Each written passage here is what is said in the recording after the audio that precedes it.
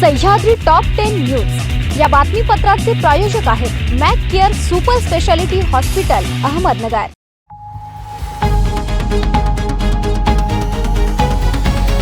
प्रेक्षको नमस्कार, मी दिशा न्यूज 24 सह्याद्री मध्ये तुमचे स्वागत। पाहूया अहिल्यानगर जिल्ह्यातील महत्त्वपूर्ण बातम्यांचा आढावा सह्याद्री टॉप 10 मध्ये। ग्रामीण भागातील युवकांना क्रिकेट सारख्या खेळांचे व्यासपीठ मिळावे या उद्देशाने आयोजित करण्यात आलेली क्रिकेट स्पर्धा नववर्षात उत्साहात व एकता निर्माण करेल असे प्रतिपादन निलेश लंके प्रतिष्ठानचे पारनेर तालुका अध्यक्ष बाळासाहेब खिलारी यांनी केले। नववर्षाच्या पार्श्वभूमीवर श्री संत बाळूमामा मुक्ताई देवी व मळगंगा माता चषक 2026 अंतर्गत भव्य टेनिस बॉल क्रिकेट स्पर्धेचे उद्घाटन 1 जानेवारी रोजी वासुंदे येथे बाळासाहेब खिलारी यांच्या हस्ते झाले। राज्यात सध्या आरक्षणासाठी पुन्हा आंदोलन करण्याची गरज भासणार नाही, मात्र भविष्यात तशी वेळ आलीच तर सरकारची कोणतीही गय केली जाणार नाही असा इशारा मनोज जरांगे पाटील यांनी दिला। नवीन वर्षाच्या निमित्ताने शेर्डी येथे साईबाबा समाधीचे दर्शन घेतल्यानंतर जरांगे पाटील माध्यमांशी बोलत होते। राज्यातील शेतकरी सध्या मोठ्या संकटात असून ते या अडचणीतून बाहेर पडावेत आणि राज्यातील जनता सुखी समाधानी राहावी अशी प्रार्थना आपण साईबाबांच्या चरणी केल्याचे त्यांनी सांगितले आहे।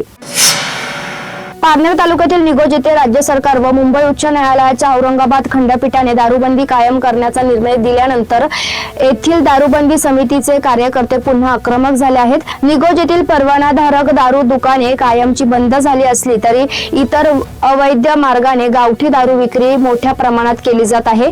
या दारू विक्रीला आळा घालण्याकरिता येथील महिला व कार्यकर्त्यांनी गावात प्रचार फेरी काढली होती।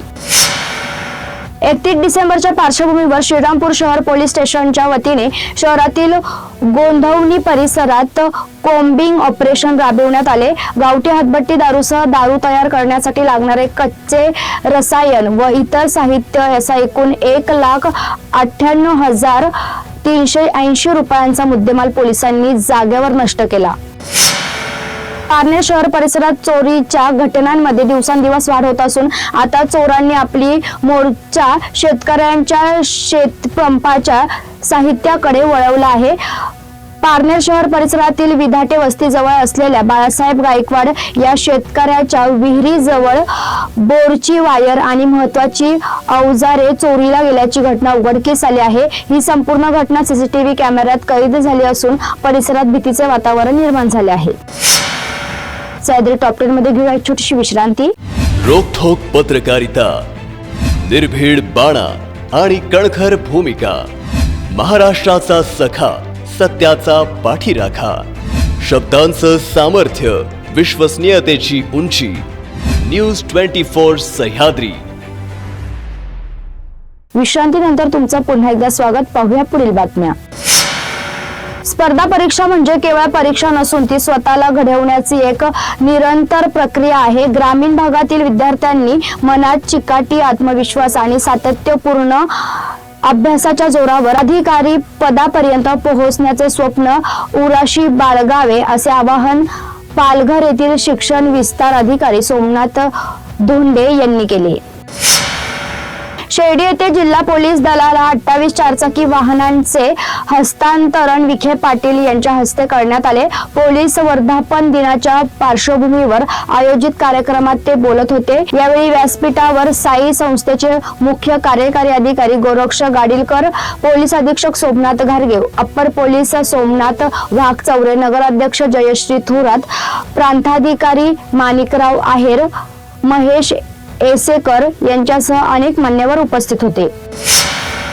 विधान परिषदचे सभापती प्राध्यापक राम शिंदे यांचा वाढदिवस विविध सामाजिक उपक्रमांनी ठिकठिकाणी साजरा करण्यात आला। शिंदे यांनी समाज उपयोगी उपक्रम घेण्याचे आवाहन केले होते, त्यानुसार पदाधिकाऱ्यांनी प्रतिसाद दिला।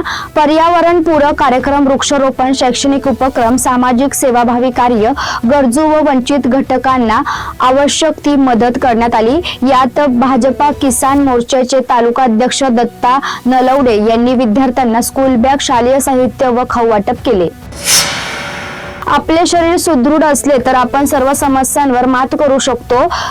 शासनाच्या वतीने प्राथमिक आरोग्य केंद्रामार्फत लहान मुलापासून महिला व नागरिकांना विविध आजारांवर उपचार दिले जातात. प्राथमिक आरोग्य केंद्राच्या सुविधांचा लाभ घेतला पाहिजे असे प्रतिपादन शिवसेनेचे जिल्हा प्रमुख नितीनराव आवताडे यांनी केले.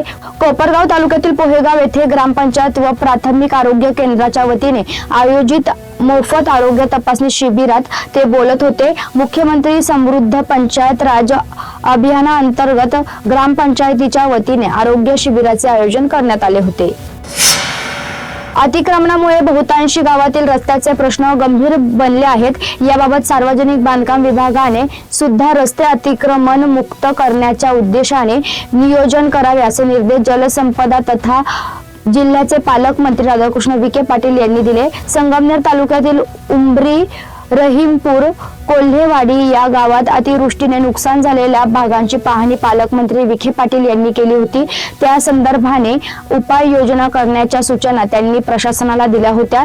याबाबत झालेल्या कार्यवाहीचा तसेच अन्य विषयाचा आढावा शुक्रवारी पालकमंत्री विखे पाटील यांनी लोणी येथे संबंधित विभागाच्या अधिकाऱ्यांकडून घेतला.